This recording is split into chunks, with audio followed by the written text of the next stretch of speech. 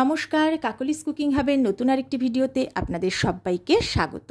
আজ আমি চলে এসেছি টমেটোর একটা ইউনিক রেসিপি নিয়ে। এটা কিন্তু সসও নয়, আবার চাটনিও নয়, একদম ভিন্ন স্বাদের একটা রেসিপি। আর এটা আপনারা অনেক দিন পর্যন্ত সংরক্ষণ করে রেখেও খেতে পারেন। তাহলে চলুন দেখতে থাকুন। রেসিপিটার জন্য নিতে হবে টমেটো। চেষ্টা করবেন একেবারে পাকা লাল টকটকে টমেটো নিতে। আমি এখানে 500 গ্রাম মতো টমেটো নিয়ে নিয়েছি। এবারে টমেটোগুলো আমি একটু লম্বাটে করে আর বড় বড় টুকরো করে কেটে নিচ্ছি। খুব ছোট টুকরো করে কাটতে যাবেন না, তাহলে প্রথমেই এতটা গলে যাবে যে এটা খেতে ভালো লাগবে না। এটা আমার মনে হয়, তবে আপনারা আপনাদের পছন্দ মতো করেই কাটতে পারেন। আর টমেটোর মুখের কাছে যে শক্ত অংশটা থাকে ওটা কেটে বাদ দিয়ে দেবেন। এইভাবে সব টমেটোগুলোই আমি টুকরো করে কেটে নিচ্ছি। এবারে গ্যাসে একটা কড়া বসিয়ে দিয়ে আমি এর মধ্যে দিয়ে দিচ্ছি সর্ষের তেল। আমি এতে নর্মাল চায়ের কাপের 1/3 কাপ সর্ষের তেল দিলাম। তেলটা গরম হতে শুরু করলে দিয়ে দিলাম 8-10 কোয়া রসুন থেঁতো করে। রসুনটা 1-2 সেকেন্ড আমি একটু নেড়ে নিয়ে এবার এর মধ্যে দিয়ে দিচ্ছি 2টো তেজপাতা আর 1 টেবিল চামচ গোটা 5 ফোড়ন।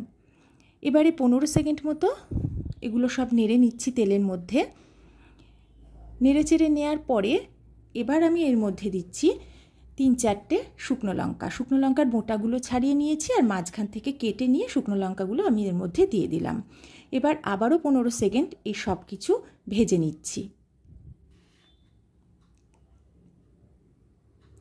ভেজে নেওয়ার পরে কালারটা দেখুন একটু চেঞ্জ হয়ে গেছে।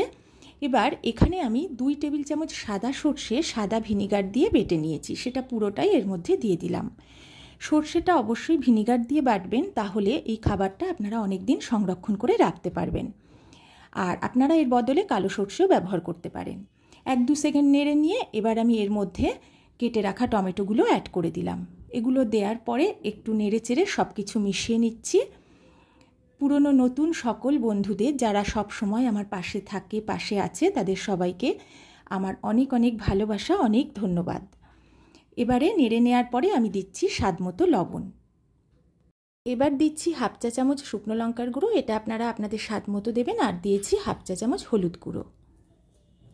এবারে কয়েক সেকেন্ড আমি নেড়ে চেড়ে মিশিয়ে নিচ্ছি। খুব বেশিক্ষণ নাড়াচাড়া করার কোনো প্রয়োজন নেই। এবারে আমি গ্যাসের ফ্লেমটা লো টু মিডিয়ামে করে দেব। তারপরে এটাকে ঢেকে কিছুক্ষণ রেখে দেব, যতক্ষণ না টমেটোটা বেশ কিছুটা নরম হয়ে আসে। 5 থেকে 7 মিনিট আমি ঢেকে রেখে দিয়েছিলাম। মাঝখানে একবার তুলে আমি একটু নেড়ে চেড়ে নিয়েছি। শুরু থেকে শেষ পর্যন্ত অবশ্যই লক্ষ্য রাখবেন যেন তলায় লেগে না যায়। টমেটোগুলো ভালোই সেদ্ধ হয়ে গেছে, কিছু খোসা আপনি উঠে গেছে, সেগুলো আমি বেছে তুলে ফেলে দিচ্ছি। এবার আমি টমেটোগুলো মাঝখান থেকে একটু কেটে কেটে দিচ্ছি। কিছুটা কেটে দেব, কিছুটা একটু বেশি ঘেঁটে দেব, তবে পুরোটা কিন্তু একদম ঘাঁটতে যাবেন না। দেখুন কিছুটা আস্তে আস্তে আছে, কিছুটা ঘেঁটে গেছে। টেক্সচারটা কিন্তু এরকম হলেই খাওয়ার সময় মুখে পড়লে সেটা ভালো লাগে। এবারে অল্প একটু নেড়ে চেড়ে নেওয়ার পরে আমি এর মধ্যে এবার দিয়ে দেব 3 টেবিল চামচ চিনি। আমি এখানে গুঁড়ো চিনি ব্যবহার করছি, আপনারা চিনিটা নর্মালভাবেই ব্যবহার করতে পারেন, কোনো অসুবিধা নেই। আমি চিনি একটু বেশি করে গুঁড়ো করে রেখে রান্নায় ব্যবহার করি, তাহলে চিনিটা তাড়াতাড়ি মেল্ট হয়ে যায় আর রান্নাটাও তাড়াতাড়ি হয়। এবারে চিনিটা দেওয়ার পরে অল্প একটু নেড়ে নিচ্ছি।